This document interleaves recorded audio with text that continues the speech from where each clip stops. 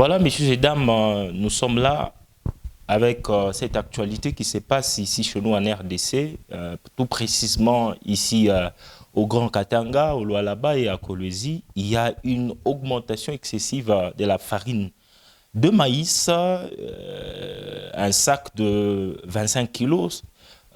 C'est négocié aujourd'hui à 70 000, 65 000, 80 000. Or, il y a 3 semaines ou il y a un mois, un sac de farine s'est négocié à 35 000.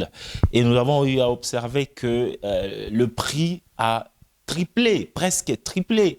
Ce n'est pas une bonne situation, donc on est là pour essayer de parler, essayer d'échanger, essayer de faire une analyse, parce que cette actualité a coulé beaucoup d'encre, beaucoup de salive entre le bouche de politiciens, des philosophes, des scientifiques, de la population. Nous, en tant qu'économistes et analystes, on ne peut pas se taire. C'est pourquoi aujourd'hui, nous allons racler quand même, essayer de parler ensemble avec Sylvain, ici avec moi sur ces plateaux. Nous allons essayer d'échanger afin d'orienter le décideur pour essayer de trouver une solution palliative d'ici là, parce que c'est de la conjoncture. Vous savez bien que dans le panier du ménagère, donc la farine de maïs, c'est un des premiers éléments. C'est que quand le prix est en train de balancer, de monter, de grimper, c'est-à-dire que le panier de la ménagère est en train de se défriter. C'est pourquoi aujourd'hui, nous allons essayer de faire une analyse. Sylvain, comment tu vois cette situation? Oui, exactement. Nous sommes en train de voir que le prix de la farine est en train de fluctuer à la hausse. Ouais. C'est une situation qui est déplorable parce que nous allons voir que la consommation est fonction du prix également. Ouais, Parce que, et si nous voyons le prix augmenter, il y a aussi le pouvoir d'achat du côté du ménage qui diminue. Ouais. Et nous allons voir que cette hausse est relative à plusieurs enjeux économiques. Normalement. Et notamment, il y a l'aspect de la spéculation. Il y a l'aspect de la spéculation. Comment ça? Il y a hausse des prix, ça s'est observé sur le marché.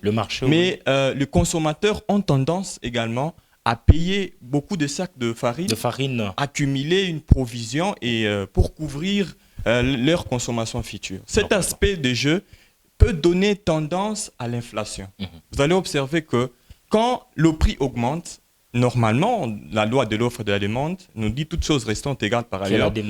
Quand le prix augmente, la quantité diminue. Mais avec le bien de première nécessité, c'est totalement une exception.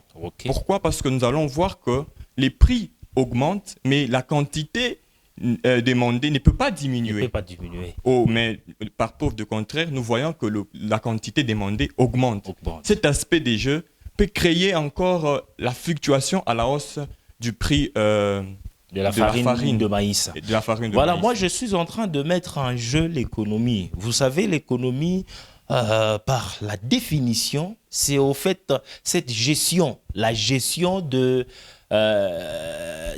moyens qui sont rares face à de multiples besoins.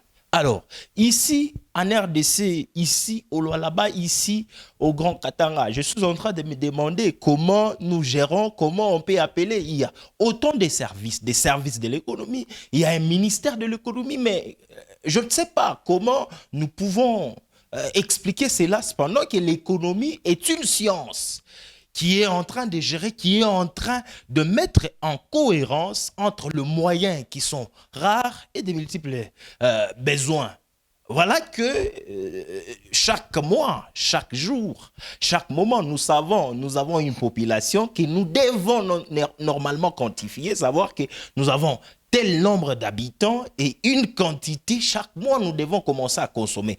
Mais nous avons posé des questions. Comment nous pouvons expliquer cette situation? Est-ce qu'à l'erreur de la gestion de la chose publique, donc le problème de la mauvaise gouvernance, est-ce le problème aussi de la culture, d'une politique agricole adaptée par rapport à notre situation de la RDC? Mais cependant, je ne sais pas comment expliquer cela, parce que même ici, chez nous, au Lualaba, il y avait avez, où il y a aussi des producteurs locaux.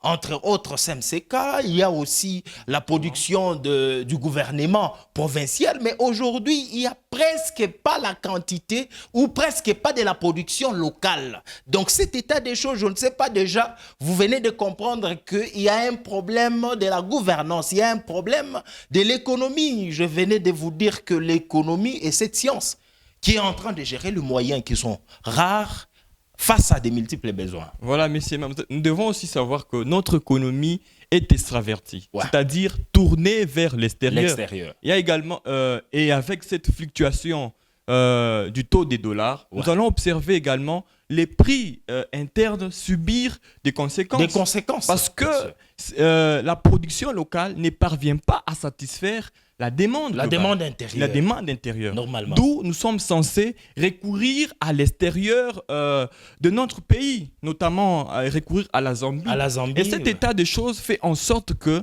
nous observons l'augmentation du prix la farine de la maïs. farine. Parce que nous importons, ce n'est pas en francs congolais, nous importons en devises, Ouais. les dollars américains. Et nous avons que ces dollars a fluctué. Aujourd'hui, le taux des dollars est à 205 dans le marché légal. Et dans le marché des parallèle, parallèles. nous voyons à 220. 220, Oui. 230. Oui. Vous voyez, cet aspect de choses fait en sorte que le prix de la farine puisse augmenter. Augmenter. Parce que puisse augmenter. Et là, nous voyons que nous demandons à notre gouvernement d'agir maintenant sur l'offre. Très vite. Cela veut dire quoi, agir sur l'offre? Nous devons jouer avec la production. Nous devons soit encourager les importations. Il faut que le produit, la farine, puisse entrer dans notre pays. C'est-à-dire on peut agir avec la fiscalité, c'est-à-dire permettre qu'il y ait entrée de farine. Également, nous pouvons aussi agir avec l'encouragement de la production locale, avec des subventions notamment. Voilà Sylvain, si je peux aussi ajouter sur cet angle que tu venais d'épingler, sur la fiscalité, comment nous devons prendre des résolutions parce que là c'est déjà un problème conjoncturel. Exactement. Il faut agir très vite sur la conjoncture, question de permettre parce que si tu peux déjà commencer à ouvrir autant de radios, autant de débats. Tu vas voir que c'est un problème d'actualité ici au Lualaba ou dans les grands Katanga. Déjà à Lubumbashi, un sac de 25 kilos est en train de se négocier à 22 dollars. 22 dollars.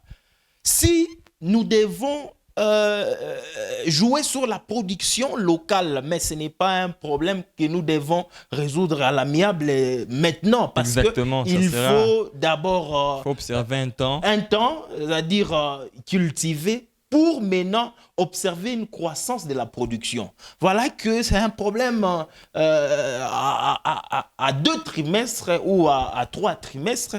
Donc, nous avons besoin que la solution puisse être à l'immédiat. Donc, le gouvernement, moi, je suis en train aussi de prendre la même position que Sylvain, d'alléger la fiscalité, mais aussi à la fiscalité, je voulais te rappeler ici que la TVA a été exemptée par rapport aux premières nécessités. Il figure aussi la farine de maïs. Oui, c'est parmi les options, mais nous devons voir que ce n'est pas seulement ça comme option.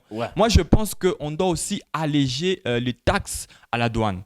Nous devons permettre l'entrée de denrées alimentaires parce que au Grand Katanga, partout en RDC, nous sommes dans la période préélectorale et majoritairement dans la période préélectorale, il s'observe une crise. Une crise, bien sûr. Vous voyez, c'est parmi les causes de cette hausse parce que la plupart des unités de production sont détenues par le politicien. Et vous voyez que l'aspect politique influe sur l'aspect économique. Et en train de freiner l'élan de l'économie. Exactement. C'est-à-dire que nous devons, nos autorités doivent agir le plus tôt possible pour pouvoir réajuster le prix de farine qui ne cesse d'augmenter à la hausse, qui ne cesse d'augmenter, d'effectuer à la hausse. Et aussi ça, je suis en train de rappeler aussi au gouvernement parce que c'est vous qui gérez la chose publique.